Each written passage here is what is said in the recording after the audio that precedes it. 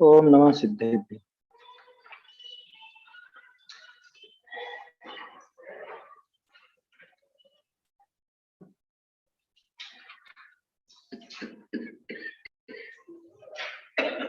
कारुणमुक्कारं जिनवर्वसहस्रवर्धमानस्य दंसनमग्गमगोच्छामि जहकं मम समासेन।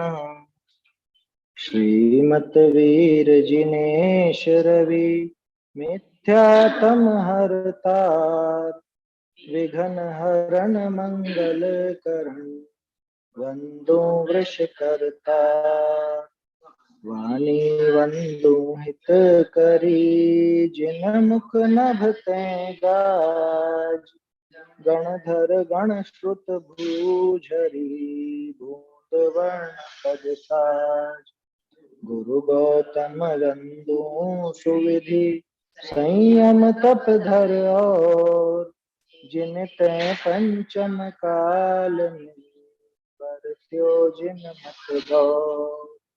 कुंद कुंद मुनि को नमो कुमत ध्वांत हर भार। काहुड़ ग्रंथ रचे जिनहि प्राकृत वचन महा। प्राकृत वचन महा।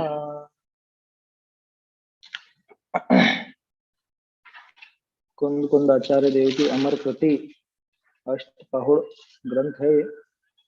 इस पर हमारी चर्चा चल रही है, जिसमें दूसरी गाथा में स्पष्ट रूप से आचार्य देव ने कहा कि भाई सम्यक दर्शन से जो रहित है वो वंदनीय नहीं है, कि वो वंदन करने योग्य नहीं है, वो मोक्ष मार्गी नहीं है, वो हमें मोक्ष मार्ग कैसे दे, इसलिए उसका आश्रय करने लायक नहीं।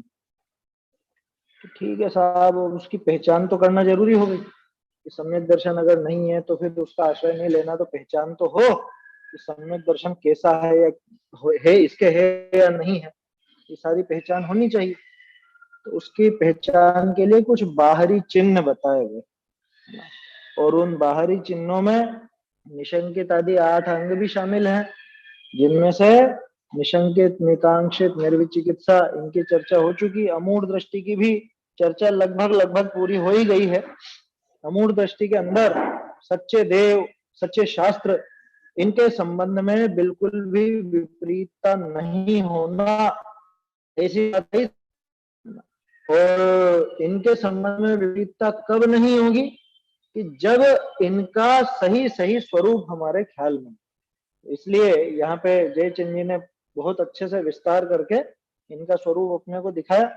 और कल अपन ने ये जो बात की थी, मयूर पिच्छ और कमंडल धारण करने वाले, यथोक्त विधि से आहार करने वाले, वो ही गुरु वंदन योग्य है। बाकी और जो कई तरह के भेषी हुए हैं, यापनी संघ, द्रविड़ संघ, गोपुच्छ पिच्छ संघ, निपिच्छ संघ, काश जो हुए हैं वो उचित नहीं रहे, उनसे जैन दर्शन का एक तरह से ह्रास हुआ, ऐसा यहाँ पर बताया गया। उसके आगे देखते हैं अपन पेज नंबर 11 पर, 11 नंबर पेज पर है।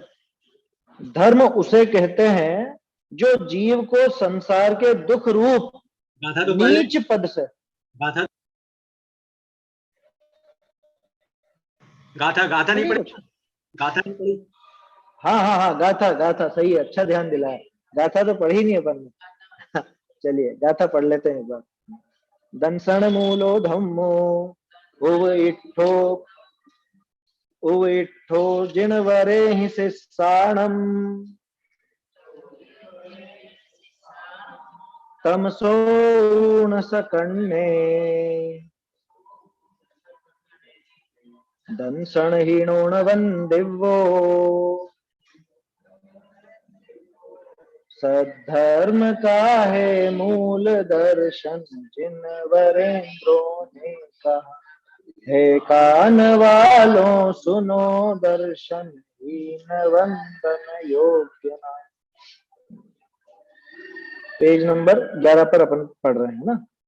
धर्म उसे कहते हैं जो जीव को संसार के दुख रूप नीच पद से मोक्ष के सुख रूप उच्च। बोलो जय चंद जी ने कितना कितना सब ग्रहण करके बैठे थे और वही सारी चीजें निकल करके सामने आती। कहाँ पे पढ़ा ये परिभाषा कहाँ पढ़ी? रत्नकरण जी में दूसरा ही छंद है ना। देशयामी समीचीनम धर्मम कर्म निवारणम संसार दुखता सत्वान यो धरति उत्तम। जो सत्वों को माने जीवों को संसार के दुखों से छुड़ाकर उत्तम सुख में धर देता है उसका नाम धर्म। जो कर देता है उसका नाम धर्म है। वही बात है, धर्म उसे कहते हैं जो जीव को संसार के दुख रूप नीच पद बेचारा पहले तो दुखी और उसको नीच अलग कह रहे हो आप।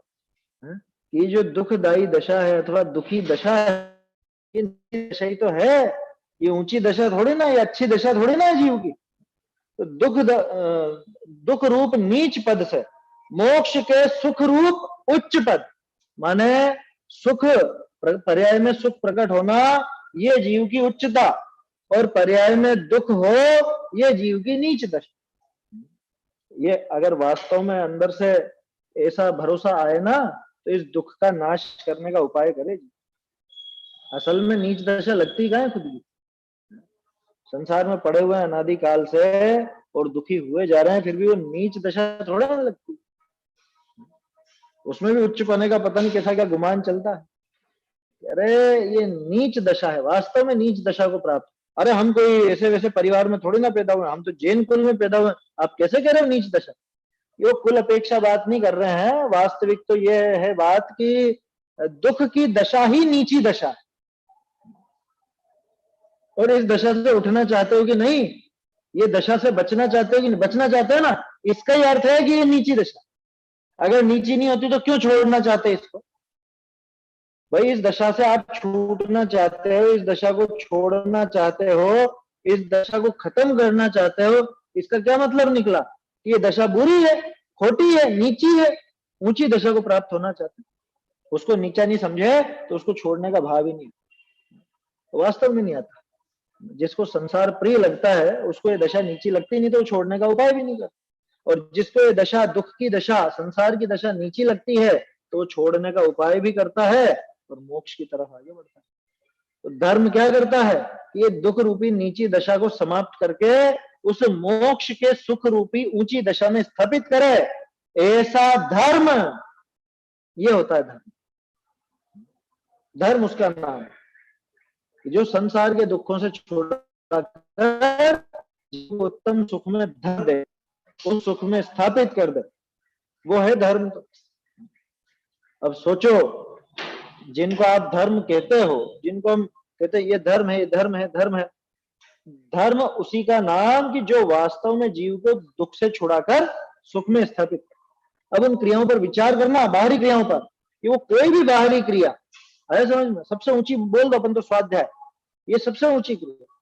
अगर ये क्रिया भी कोई क्रिया जितनी रह जाए, अगर वो दुख इससे नष्ट नहीं हो, वो सुख की प्राप्ति नहीं हो, तो फिर ये धर्म हुआ या नहीं हुआ? देख लो, आचार्य देव ने कहा संसार के दुखों से जो छुड़ा करके उत्तम सुख में, मोक्ष सुख में स्थापित कर दे, वो धर्म है। ये इसी क्रम में ये सारी क्रियाएं होती हैं, इसलिए इनको व्यवहार धर्म नाम दिया जाता है। क्यों दिया जाता है? कि असली धर्म तो वो है जो यहां से छुड़ा के स्थापित कर। तो वो धर्म कौन सा? कि वो वीतराग भाव, समत्व, परिणाम, चारित्र, असली तो वही है ना, वही निकाल लेगा ना इस दुख से। तो लेकिन उसी के सहयोगी के रूप में ये चीजें भी देखने में आती है ना, जो हमारी पूजन है, विधान है, भक्ति है, स्वाध्याय है, तप है, दान है, ये सब चीजें उस क्रम में आती हैं। तो इसलिए इनको व्यवहार धर्म नाम दे दिया जाता है।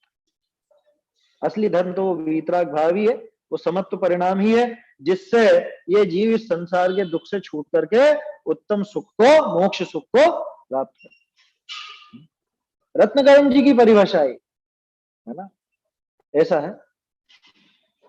ऐसा धर्म कैसा है कि मुनि और श्रावक के भेद से दर्शन ज्ञान चारित्रात्मक एक देश सर्वदेश रूप निश्चय व्यवहार दो प्रकार कहा है। उसका मूल सम्यक दर्शन, वो धर्म कैसा बताया कि वो धर्म दो प्रकार के भेद रूप बताए, एक मुनि धर्म, एक श्रावक धर्म, है ना। अब चूंकि मुनि धर्म और श्रावक धर्म का भेद किया है ना, तो उसमें बाहरी की ही मुख्यता आएगी, उस व्यवहार धर्म की मुख्यता आएगी, निश्चय धर्म की नहीं आएगी, कि वो भी आएगी, लेकिन वो पकड़ में नहीं आता, पकड़ में बाहरी रूप आता है, बाहरी रूप देख करके तो श्रावक और मुनि नाम देते हैं। और निश्चय से धर्म में अंतर होता है कि नहीं मुनि और श्रावक के, निश्चय धर्म में अंतर होता है कि नहीं मुनि और श्रावक के, होता है। ये एक कषाय चौकड़ी के अभाव रूप वीतराग परिणाम रूप धर्म है, वहां तीन कषाय चौकड़ी के अभाव रूप वीतराग परिणति रूप धर्म है ना। तो निश्चय धर्म में भी वहां अंतर है, अंतर है का मतलब मात्रा में, है ना, जाति अंतर नहीं है, जाति भिन्न नहीं है उनके धर्म की और हमारे धर्म की, ऐसा मात्रा में अंतर। इधर एक कषाय चौकड़ी के अभाव रूप वो शुद्धता है, वो वितरागता है, उसको उतना धर्म कहेंगे, उसका नाम श्रावक दृष्टि, अथवा दो कषाय चौकड़ी रूप, और मुनिराज के तो उनके तीन कषाय चौकड़ी रूप। ऐसा धर्म मुनि श्रावक के भेद से फिर दर्शन ज्ञान चारित्रात्मक एक देश सर्वदेश रूप, दर्शन ज्ञान चारित्रात्मक किसका, श्रावक का मुनि का, दोनों का, कि दर्शन ज्ञान चारित्र का एक देश वो श्रावक के, सर्वदेश वो मुनिराज के। स्पष्ट है बिल्कुल, पढ़ो इसको। क्या कहा, ऐसा धर्म, कौन सा धर्म, कि संसार दुख से छुड़ाकर जो मोक्ष सुख दिला दे वो धर्म, वो श्रावक और मुनि के भेद से दर्शन ज्ञान चारित्रात्मक एक देश और सर्वदेश रूप, और उसमें भी निश्चय व्यवहार रूप, है ना। निश्चय भी अपन ने देखा इसे, निश्चय तो वो वीतराग परिणति जो एक कषाय अथवा दो कषाय चौकड़ी के अभाव रूप है, वो श्रावक धर्म कहलाता है निश्चय से, और मुनिराज का वो तीन कषाय चौकड़ी के अभाव रूप निश्चय से मुनि धर्म। असली तो यही है ना, और कौन सी क्रिया है धर्म, असली धर्म तो वही है। उसके सहकारी अथवा सहचारी देख करके कुछ बाहरी क्रियाओं को भी धर्म कह दिया जाता है, उसको अपन व्यवहार धर्म के नाम से जानते। जितनी भी हमारी बाहरी क्रियाएं हैं, ये जैसे अभी अपन बैठ करके पढ़ रहे हैं, स्वाध्याय कर रहे हैं, ये भी व्यवहार धर्म पाता है ना, क्योंकि निश्चय धर्म का सहायक। दो शब्द दिए ना टोडरमल जी ने, सहकारी और सहचारी। क्या, सहकारी और सहचारी, सहचारी माने साथ साथ चलने वाले, जैसे मुनिराज के तीन कषाय चौकड़ी के अभाव के साथ साथ 28 मूल गुण आदि चलते हैं, वो सहचारी। अथवा वो इधर आत्मलीनता है और उधर अबुद्धि पूर्वक का शुभ भाव भी चल रहा है, वो सहचारी है ना। और सहकारी माने जिसका सहयोग लेकर के ये शुद्धोपयोग अथवा असली धर्म की तरफ जा सके, उसको सहकारी कहा है। रागादिक छोड़ना इसी भाव का नाम धर्म है, मोक्षमा प्रकाशक 190। हाँ, 191 पेज में, रागादि भाव का छोड़ना इसी का नाम धर्म, मोक्षमा प्रकाशक, वही है वीतराग परिणति, है ना। आचार्य देव ने उसी को धर्म कहा, चारित्रम खलु धम्मो। बिल्कुल खुलकर के ये परिभाषाएं हैं सामने, लेकिन न पढ़ते हैं न समझते हैं, और वो चीज ध्यान में रहती, हम पता नहीं क्या क्या सोचने लग जाते हैं धर्म के बारे। लोगों से पूछो, कहते अरे हमको तो धर्म की बहुत रुचि, धर्म की बहुत रुचि। क्या करते हो तुम, अरे जहां जाते हम तो वहां दर्शन करने जरूर जाते। बस इतने में हो गया उनका धर्म, इतने मात्र में हो गया। ये साल में 2-3 बार तो हम यात्रा पे जाते जाते, हमको धर्म की बहुत रुचि। और बाहरी आचरण की कह रहा हूँ, असली अंदर की तो बात ही छोड़ो, है न भक्ष वक्ष का विचार, न रात दिन का विचार, और चीजों का विचार नहीं, और सोचता है हम बहुत धर्मात्मा। चक्कर क्या है कि भोले जीवों को, भोले समझ गए ना, भोले जीवों को थोड़ा बहलाने वाले अथवा पीठ थपकारने वाले मिल जाते हैं ना, तो उतने मात्र में संतुष्ट हो जाते। उधर उन्होंने अरे ये क्या क्या बोलते हैं उसको, श्रेष्ठी, है ना, श्रेष्ठी वर्य, भामाशाह वगैरह, और ऊपर से महान धर्मात्मा। और जबकि अब क्या कहें, ऐसे ऐसे को भी दे दी जाती है उपाधियां जिनके व्यसन तक चलते हैं, और सामान्य आचरण तो छोड़ो। तो अब उसको क्या लगेगा, अब उसको क्या चाहिए फिर बताओ, धर्मात्मा की उपाधि मिल ही गई, अब क्या करना है उसको, दूसरा धर्म ढूंढ के, धर्म की परिभाषा खोज के करना क्या है उसको, कह दिया गुरु जी ने कह दिया हमसे तो कि ये है धर्मात्मा, पीठ थपकार दी तो हो गया काम बस। ये हमारा धर्म ऐसा नहीं सिखाता। आया समझ में? यहाँ पे तो वास्तविक परिभाषाएं बिल्कुल खोल करके रखी है आचार्य देव ने। छुपाई कहाँ छुपाई है उसमें, साफ साफ शब्द लिखा, चारित्रम खलु धम्मो, पूरी परिभाषा उसके अंदर है। बार बार कितनी बार दोहरा है, अनेकों बार वो चर्चा में आती है। बिल्कुल खुल के लिखा है, कोई दांव पेच वाली बात ही नहीं है। लेकिन अपन पता नहीं क्या मनगढ़ंत अपना कुछ ना कुछ सोचते रहते हैं, कुछ ऐसे ही विचार चलाते हैं और ऊट पटांग कुछ भी करके और सोचते हैं कि हमने धर्म किया या हम बहुत धर्मात्म। देख वो निश्चय है, आत्मलीनता जो हुई है वहां आत्मलीनता को नहीं देखा जाता, आत्मलीनता के साथ जो शुद्धि वर्त रही है वो शुद्धता को ही कहा जाता है। वो लीनता बिना होते ही नहीं है ना, वो निश्चय से ही है।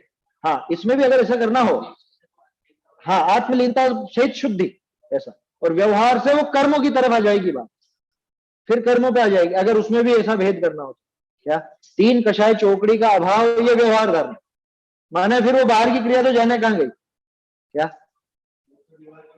हाँ, वो व्यवहार का व्यवहार हो गया। निश्चय से तो वो जो शुद्धता है, लीनता सहित शुद्धता है ना। अब लेकिन उसमें वो तीन कषाय चौकड़ी का अभाव का नाम आता ही आता है, क्योंकि कैसे दर्शाएं उसको, अपने पास वो थर्मामीटर ही वही है कि अशुद्धि उस कषाय के कारण होती है, जिस लेवल की कषाय उस लेवल की अशुद्धि है, उतने लेवल की कषाय गई तो उतनी शुद्धता प्रकट हो।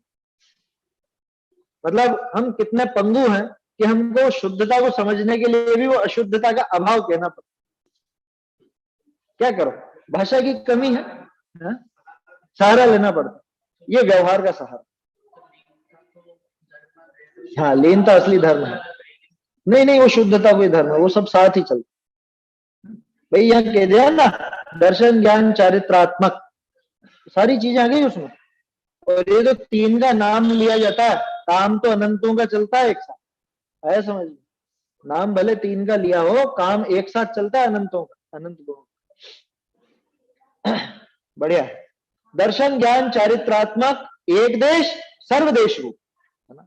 एक देश माने वो दो कषाय अथवा एक कषाय चौकड़ी का भाव हुआ इसलिए एक देश का, और सर्वदेश माने तीन कषाय चौकड़ी का भाव हो गया तो सर्वदेश। कि साहब सर्वदेश में तो चार चौकड़ी कषाय का भाव कहना चाहिए ना, कि फिर वो मोक्ष मार्ग नहीं कहलाता, क्या वो तो पूर्णता हो गई, आया समझ में? और हमारे पूर्णता ऐसी नहीं कि वो मार्ग का अभाव हो जाए, वो रहता है, वो पूर्ण रूप में रहता है, ऐसा है।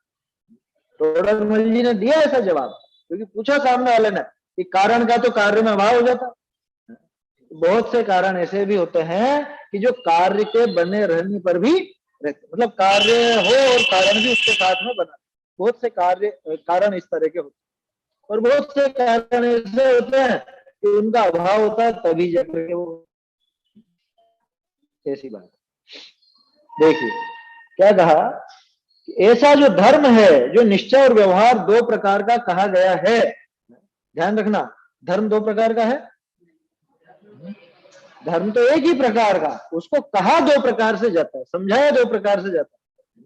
ये सब तोड़रमल जी ने बहुत अच्छे से समझाया है। क्या धर्म तो कोई दो प्रकार का होता है, किसमें 7वें में, शायद 9वें में है, 9वें में मेरे ख्याल से।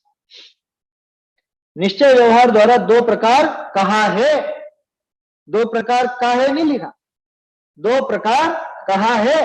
कथन पद्धति होती है दो, बोलो दो तरह के डब्बे आपके घर में, एक शक्कर का डब्बा और एक स्टील का डब्बा है, वो दो डब्बे हैं कि एक ही डब्बा है? उसी डब्बे को जब आप शक्कर का डब्बा कहते हो तो वो व्यवहार डब्बा है, और उसको जब स्टील का डब्बा कहते हो तो वो आपका निश्चय डब्बा। तो दो डब्बे हो गए ना, ये डब्बा तो एक ही है, कहा दो तरह से, धर्म तो एक ही है, कहा दो तरह से। इतना सीधा सा है, बिल्कुल सीधी सीधी बातें, कोई कठिनाई है नहीं उसमें, खास चीज तो आगे है। ऐसा जो धर्म है उसका मूल सम्यक दर्शन है, बिना सम्यक दर्शन के वो धर्म प्रकट नहीं होता। ये निश्चय नहीं हो, व्यवहार तो हो सकता है ना, कि बिना शक्कर के शक्कर का डब्बा कहां से होगा? बात समझ में आ रही है? बिना शक्कर के जब शक्कर का डब्बा नहीं हो सकता, तो बिना असली धर्म के, बिना धर्म के मूल के वो व्यवहार भी कैसे होगा? इसलिए बिल्कुल मूर्ख है वो लोग जो ऐसा कहते हैं कि निश्चय को तो बाद में देख लेंगे, पहले व्यवहार तो प्रकट कर लो। सुना कि नहीं सुना ऐसा? ऐसे उपदेशक भी बहुत है कहने वाले, क्या निश्चय की बात करते हो, निश्चय की बात कर, अरे पहले व्यवहार तो लाओ, उसके बाद आएगा निश्चय। अरे निश्चय साथ में हो तो वो व्यवहार कहलाता है।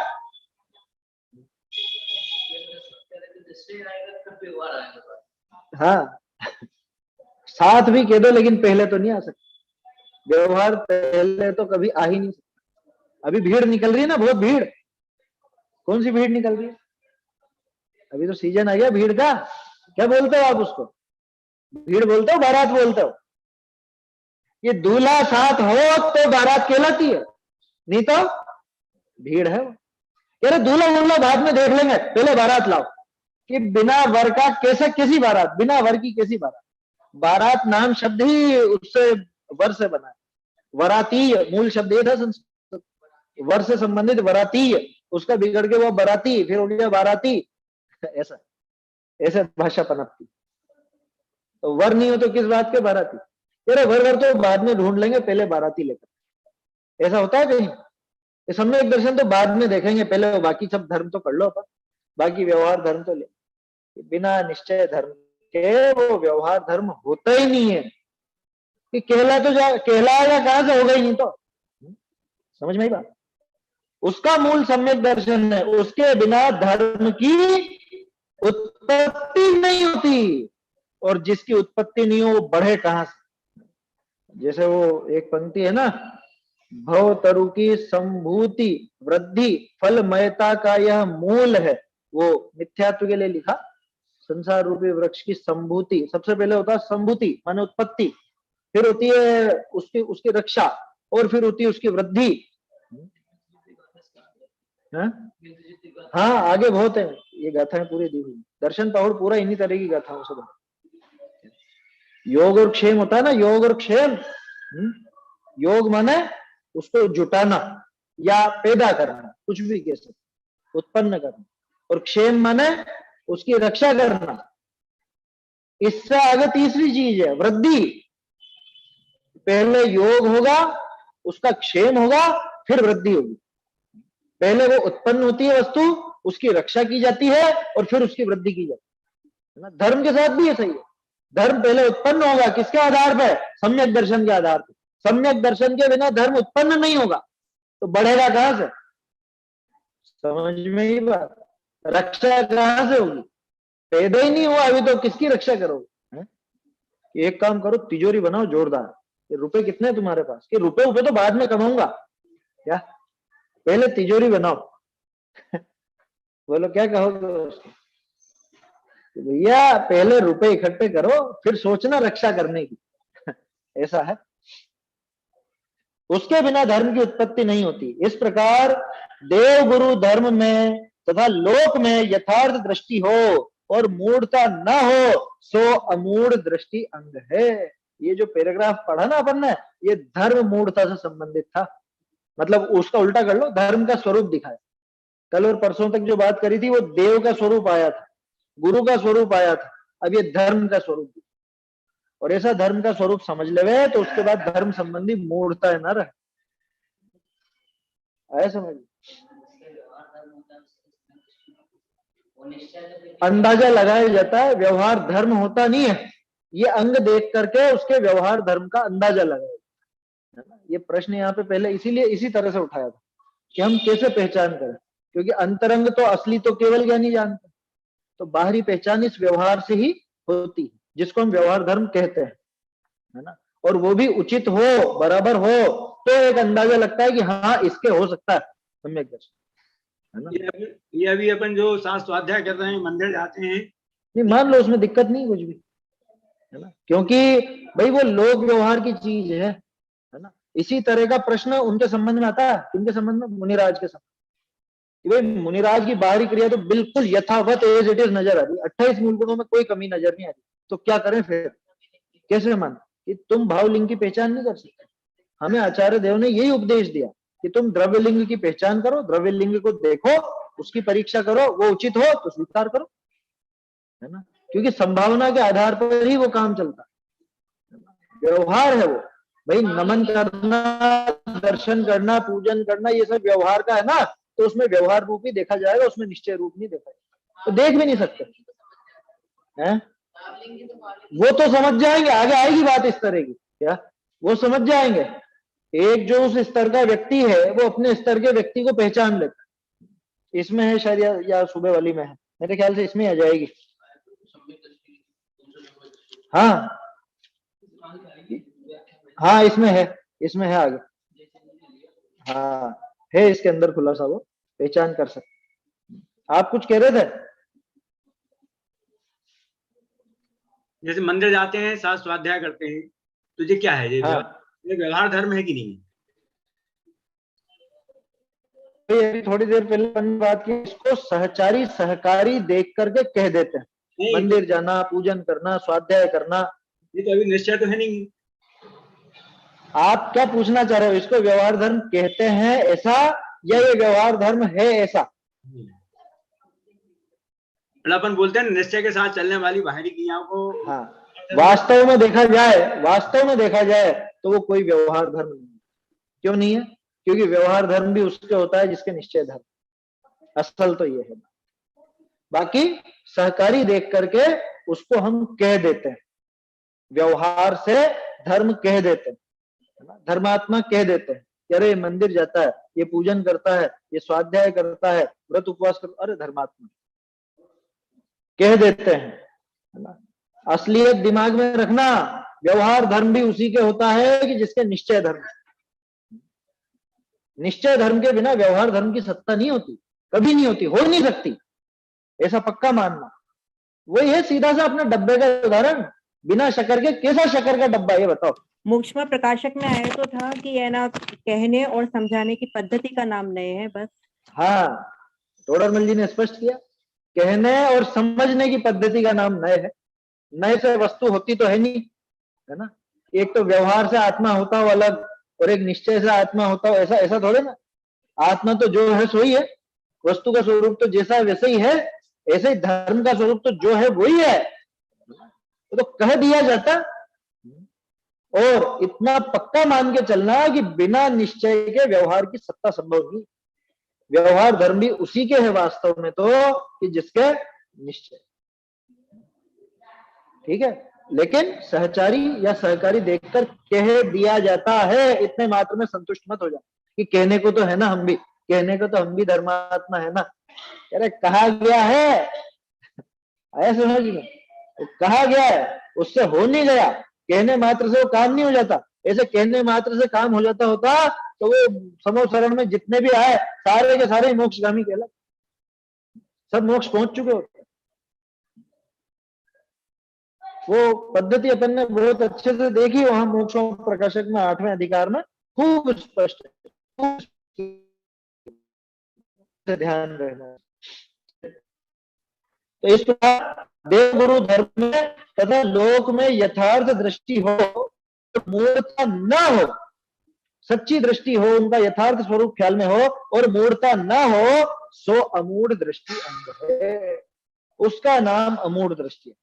बिल्कुल भी मूढ़ता ना हो, जरा भी मूढ़ता ना हो किसी भी तरह की। ठीक है, ये 4 हुए। ये 4 के संबंध में अपन ने जब मोक्ष प्रकाशक में 9वें अधिकार का आखिरी प्रकरण देखा था, वहां टोडरमल जी ने तो कितना स्पष्ट बताया।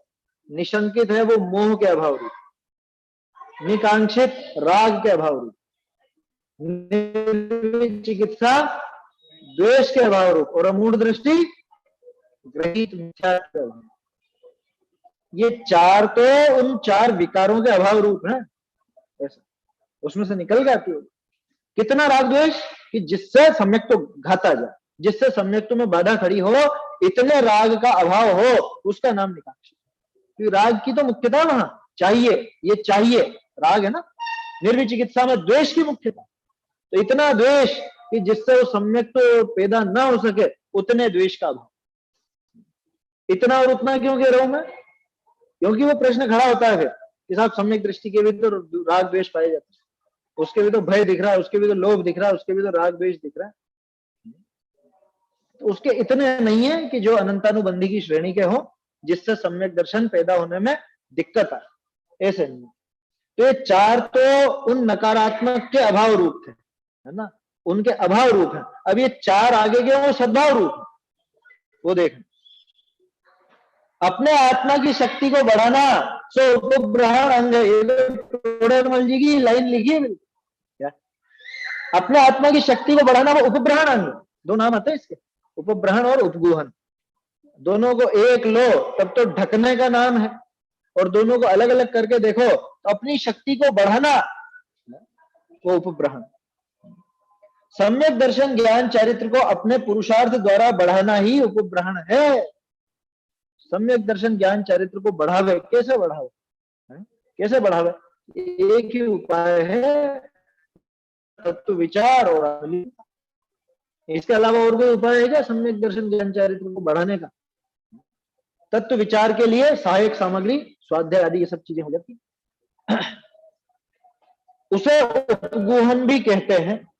उपग्रहण का ही दूसरा नाम उपगुहन। बहुत से शास्त्रकारों ने उपग्रहण शब्द ही लिया, उपगुहन लिया ही नहीं, है ना। और बहुत सो ने उपगुहन ही लिया, उपग्रहण नहीं लिया, और बहुत सो ने दोनों लिए, तो कोई दिक्कत नहीं है, सब सम्यक दर्शन के अंग हैं वो। तो ऐसा अर्थ जानना चाहिए कि जिन मार्ग स्वयं सिद्ध है उसमें बालक के तथा असमर्थ जन के आश्रय से जो न्यूनता हो उसे अपने बुद्धि से गुप्त कर दूर ही करे, वह उपगुहन है।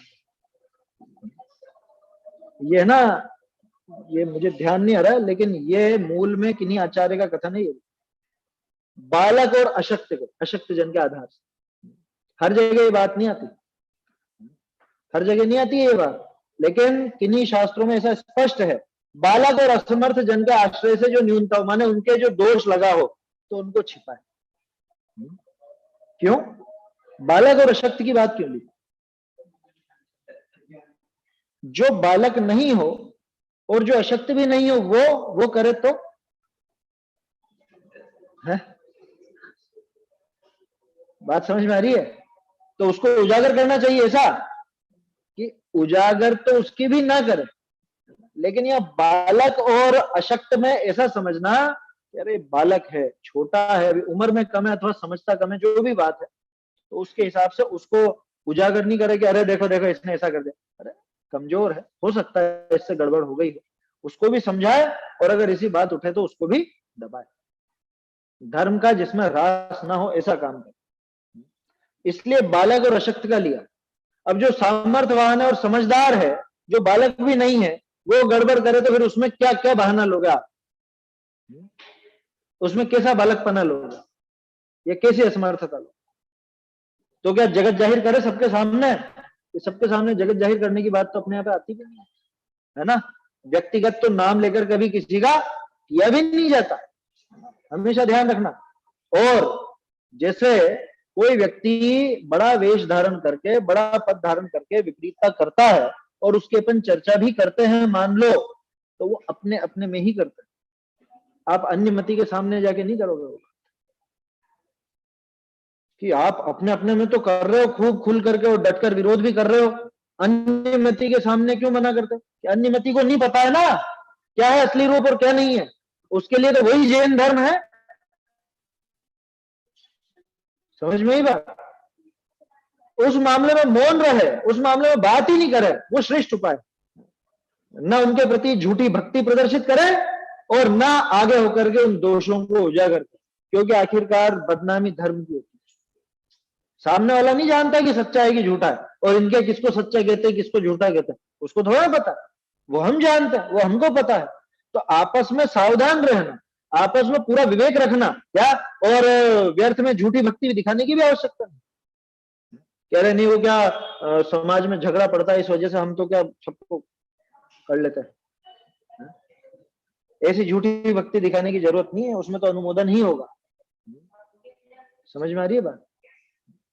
दूसरे के सामने, मतलब जो कोई अन्य व्यक्ति हो, तीसरा व्यक्ति हो, और उसके सामने इस तरह की बात उठे तो उस बात को जैसे तैसे रफा दफा करे, ये प्रकरण होना चाहिए। अब जब बिल्कुल ऐसी बात हो गई हो कि जो किसी के भी गले ना उतरे, फिर क्या?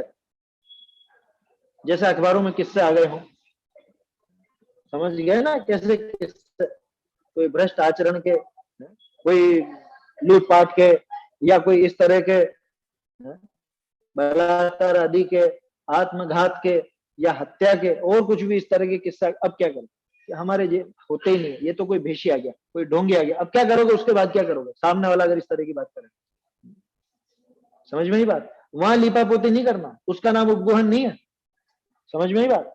आपको ध्यान हो तो कुछ वर्षों पहले, अब तो क्या है उसका तो स्पष्ट नाम ले सकते हैं, आसाराम। आसाराम जब जेल गए ना, आज भी उनके समर्थकों से बात करके देख लेना, वो बात दबाना चाहते हैं, वो उजागर, अरे नहीं नहीं कुछ नहीं, झूठे आरोप है, वो लड़की झूठी है, या वो तो उसके घर वाले झूठे हैं, या ये तो फंसा लिया रुपए पैसे के लिए। जबकि अब तो सब कोर्ट वोर्ट में सारी बातें हो चुकी है ना, लोगों को सब वो खोटा काम नजर आ चुका है ना, उसके बाद भी उस बात को दबावे, इसका नाम उपगोहन है। रोजी रोटी चल रही उनकी, क्या रोजी रोटी चल रही उनकी उनसे, चल रही होगी है ना। लेकिन यहाँ पे बात इतनी है कि ऐसी चीज को दबाया नहीं जाता, वहां साफ किनारा कर लिया जाता है कि नहीं ऐसा नहीं होता हमारे, ये तो कोई भेषी आ गया और इसने ऐसा वेश बना लिया। अब क्या करें हम, ऐसे कोई पाकिस्तानी आ जाए और अपने भारत की पुलिस का वेश धारण कर ले, पुलिस की ड्रेस पहन ले, तो क्या आप भारतीय मान लोगे? क्या आ गया वो भी हमारे में, क्या कर सकते हैं? जो इतना विपरीत हो गया तो उससे बिल्कुल भी वहां उपगोहन नहीं हो। समझ में आ रही है बात? इसलिए यहाँ पे ये शब्द है बालक और अशक्त, इनकी तो गलती समझ करके उसको दबाया जा सकता। कहां तक? तो दबाने की लिमिट होती है कि जहां पूरी तरह से वो भ्रष्ट आचरण जो समाज में भी भ्रष्ट नहीं कहलाता हो, वहां तक तो फिर भी दबाया जा सकता। लेकिन जहां पूरी तरह से भ्रष्ट था उसको क्या करोगे भाई? जो बारीकियां हैं, जैसे 28 मूल गुण वो दुनिया को नहीं मालूम है, उनको 28 मूल गुणों से लेना देना भी नहीं है, तो उसमें कोई दोष लगता है तो हम दोषी मानते हैं उसको, है ना। लेकिन उनके सामने आप उन दोषों की चर्चा नहीं कर सकते। लेकिन जहां पे कोई चोरी या इस तरह का कोई, जो भी अभी अपन ने किस्से लिए, ऐसा कोई किस्सा बन गया हो, उसको क्या दबाओगे?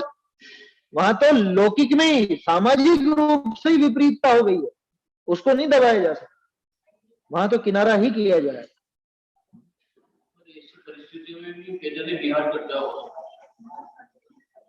अब वो तो क्या करें वो एक तरह से उसको उपगोहन समझ रहे हैं, जबकि वहां पे समाज का स्पष्ट दायित्व तो बनता है कि बिल्कुल उजागर कर देवे कि जैसे एक पिता अपने पुत्र से, या कोई भी रिश्ते भाई भाई हो और पहले साथ हो और बाद में फिर उजागर कर देते ना कि भैया अब इनसे हमारा कोई लेना देना नहीं, आप जो भी व्यापार करो, लेना देना करो, आपकी जिम्मेदारी होगी। ऐसा स्पष्ट उजागर करती है, बहुत सी जगह संस्था उजागर कर देती है क्या ये नकली है, इनने वेश धारण कर लिया है और ये लोगों को ठगते हैं ऐसा वेश धारण करके, ये हमारे मुंह। ऐसे 2-3 जगह के पत्र निकल चुके हैं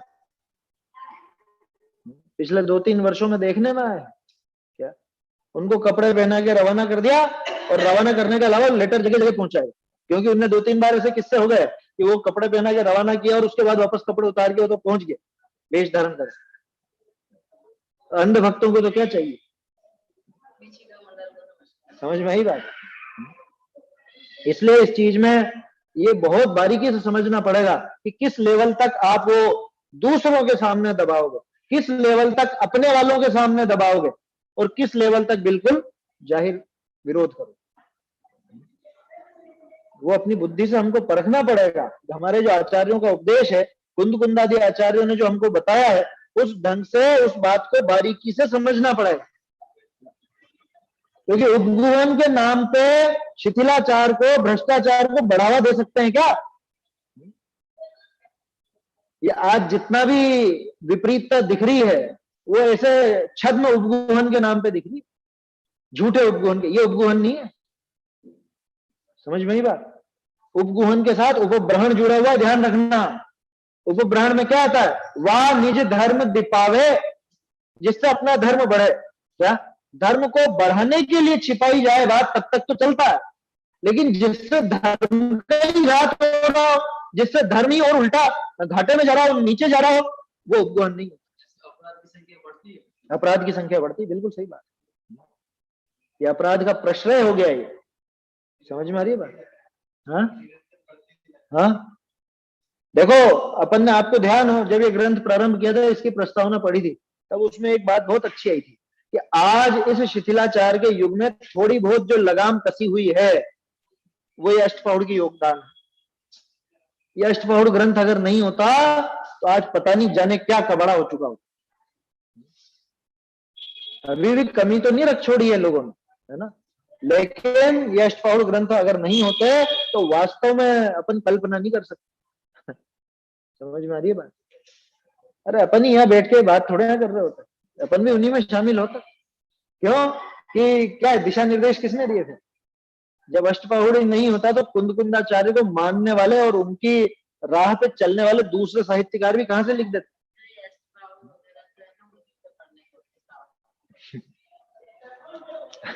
ये कहां पे आई बात? वो समय सार के लिए कहते थे, कह देते हैं इसके लिए, कहेंगे इसे जब पोल खुलेगी तो मत पढ़ो भैया, ये तुम्हारे पढ़ने लायक नहीं है। देखो, अपने आत्मा की शक्ति को बढ़ाना से उपग्रहण अंग है ना, उसे उपगुहन भी कहते हैं। ऐसा अर्थ जानना चाहिए कि जिन मार्ग स्वयं सिद्ध है। हाँ भैया, समय सार क्या 6 डाला के लिए भी तो बोला अभी किसी ने कि 6 डाला भी पढ़ने लायक नहीं है वो। अरे वो तो बोलेंगे, मत परवाह करो, 6 डाला के लिए भी बोलेंगे, मोक्षमा प्रकाशक के लिए भी बोलेंगे, सबके लिए बोलेंगे। जहां जहां उनकी कमी नजर आएगी सब जगह बोले। आया समझ में? उनसे कहो कि आप लिख दो साहब,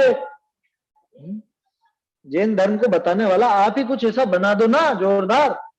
क्या जो कुंदकुंदाचार्य की बात को आप बताने को मना करते हो, पढ़ने को मना करते हो, आप ही कुछ इस तरह का बता दो, बना दो। ठीक है, किसने करी मिलावट?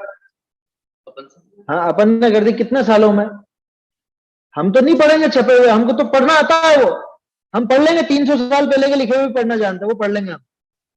आपको ध्यान है अपन ने मंदिर में चालू किया था, हस्तलिखित से चालू किया था, हस्तलिखित से शुरू करा था, अष्टपहड़ रखा है अभी अपने। पहले वर्षों पहले मेरे ख्याल से कितने 15-16 साल तो हो गए होंगे, है ना। उस टाइम पर हमने यह अष्टपहड़ जब प्रारंभ किया था, पहले उस टाइम पूरा नहीं हुआ था शायद, बाद में फिर गुरुदेव से पढ़े थे। हाँ, है ना, शुरुआत इससे ही करी थी। देखिए, तो जो ऐसा कहते हो कि मिलावट कर दी, तो हम तो बैठे हैं ना सुधार करने के लिए। मिलावट कर दी, आपको लगता है तो आप ले आओ, हस्तलिखित ले आओ, उसमें से पढ़ लेंगे, उसमें कुछ आवे ऐसा तो बता दें। उसे उपगुहन भी कहते हैं। ऐसा अर्थ जानना चाहिए कि जिन मार्ग स्वयं सिद्ध है उसमें बालक के तथा असमर्थ जन के आश्रय से जो न्यूनता हो उसे अपनी बुद्धि से गुप्त कर दूर ही करे। खास चीज ये है इसमें, गुप्त रखा इतना नहीं बताया, उसे दूर ही करे। दूर करे भी नहीं लिखा, ही लगाया, एवकार का प्रयोग किया। क्या गुप्त रखना इतने मात्र में उपगुहन नहीं हुआ है, उसको गुप्त रख के दूर करे। क्यों? क्योंकि आगे आएगा स्थितिकरण। आया समझ में? जब तक इसको दूर नहीं कर लेगा तब तक स्थितिकरण कैसे हो? उपगुहन और स्थितिकरण एक ही सिक्के के दो पहलू जैसे हैं। समझ में आ रही है बात? ये जय चंद जी तो जबरदस्त अभ्यासी थे और ऐसी ऐसी बात बिल्कुल निकाल के टू द पॉइंट लिखते थे। आखिरकार न्याय ग्रंथों की टीका लिखी है, ऐसे ही नहीं लिख देता कोई भी पंक्ति। क्या लिखा? उसे अपनी बुद्धि से गुप्त कर दूर ही करे। अपनी बुद्धि से जितना भी उसको ढक सके ढके, और सिर्फ ढकने का काम नहीं है, उसको दूर भी कर।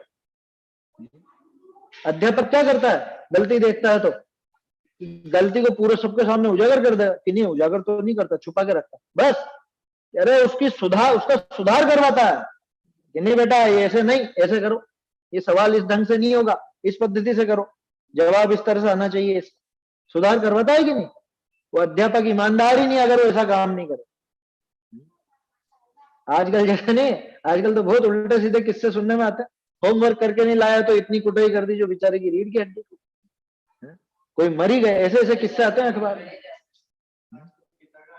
हाँ, आज वो आया ऐसा, तो माँ बाप उल्टा लटका दिया बच्चे, बताओ, ऐसे ऐसे भी हो जाता है।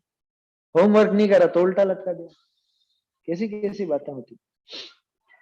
तो गुप्त कर, उसको दूर करे। उसने क्या किया? वो गुण का उल्टा काम किया, पूरे जगत में उसका वीडियो बना के जाहिर और कर क्या ये उपगोहन का उल्टा काम हुआ है, समझ में। तो जो ऐसी कोई न्यूनता हो उसे अपनी बुद्धि से गुप्त कर दूर ही करे, वह उपगोहन अंग है, उसका नाम उपगोहन है ना। ये छुपाने में अकेले छुपाना नहीं है, बल्कि उस दोष को दूर करना भी है। और इसके साथ जुड़ा हुआ उपब्रहण, वो धर्म बढ़ाना भी इसमें शामिल है। समझ में आ रही है बात? उसको बढ़ाने का नाम भी है। तो सबसे पहले तो उसको समझे, उसको समझाए, उसको प्रेम से उसकी बात को उजागर करके, क्योंकि उजागर करने में क्या दिक्कत है साहब, उजागर करेंगे ढीठ हो जाएगा। बच्चा अगर शैतानी करता है, कुछ गलत हरकत करता है, और आप दूसरों को अरे ये तो पागल है, ये तो ऐसा करता है, तो ऐसा करता है, बिल्कुल नालायक है, क्या होता है फिर सुधर जाता है बच्चा। ऐसी बात से और ज्यादा बिगड़ता। समझ में ही बात? घर वाले आपस में जरूर करते हैं उसके बारे में, क्या वो माता पिता हो या और जो भाई, अरे देखो इसकी बहुत गंदी आदत पड़ गई है, इसको सुधारना जरूरी है, ऐसा वैसा। घर में तो होगी ना बात, कि घर में भी नहीं होगी? घर में होगी, इसलिए उसके सुधार के लिए घर वाले एक्शन लेते। और बाहर वाले आएंगे उनके सामने, वो मूर्ख है माता पिता जो बाहर वाले के सामने वो बच्चे की बुराई करते, उसके बाद वो बच्चा बिगड़ जाता। बिल्कुल एक ही बात यहाँ लगाना, क्या अपन जो बात करते हैं, ये भ्रष्ट बने की बात करते हैं या और कुछ भी करते हैं, तो ये घर में की जा रही बात, उसके सुधार के लिए की जा रही बात, या उस पर रोक लगाने के लिए की जा रही बात है। अन्य के सामने जाके बातें नहीं करना, है ना। बहुत से ज्यादा अति जोश में ज्यादा जोशीले होते हैं ना, तो वो दूसरों के सामने भी अरे हम नहीं, और ये ऐसा है और ये वैसा है। वो समझता है कि इनके दो फाड़ पड़, ये इनके ऐसी गड़बड़ है, इनके समाज में, इनके धर्म में ऐसा चलता। आखिरकार हमको तो धर्म बढ़ाने से मतलब है ना, धर्म पद्धति बढ़े, धर्म शुद्ध रूप में आए सामने, उसमें जो खोटी प्रवृत्ति हो रही है वो दूर हो। ये प्रयोजन है कि किसी की निंदा करना प्रयोजन? हमारा प्रयोजन तो ये है कि भाई धर्म मार्ग में निर्विघ्न रूप से सब आगे बढ़े, उसमें कोई दोष न लगे। ये जो शुद्ध मार्ग लिखा ना, स्वयं सिद्ध जो मार्ग है, इसमें कोई दोष ना लगे, इस प्रयोजन से वो सारे काम होने चाहिए, तब जाके उपगोहन सदता। और उपगोहन में खास चीज, आखिरी लाइन ध्यान रखने की है, अपनी बुद्धि से गुप्त कर दूर ही करे, वह उपगोहन अंग है, उसको कहते हैं उपगोहन। अब आगे स्थितिकरण और वात्सल्य प्रभावना की बात आएगी, उसको अपन कल देखेंगे। चैतन्य का स्मरण प्रतिक्षण ही करो रे, भव के अनंत दुख को क्षण में हरो रे, अक्षय अनंत निज सौख्य निधान पाओ, गाओ अरे नितेशी के गीत गाओ।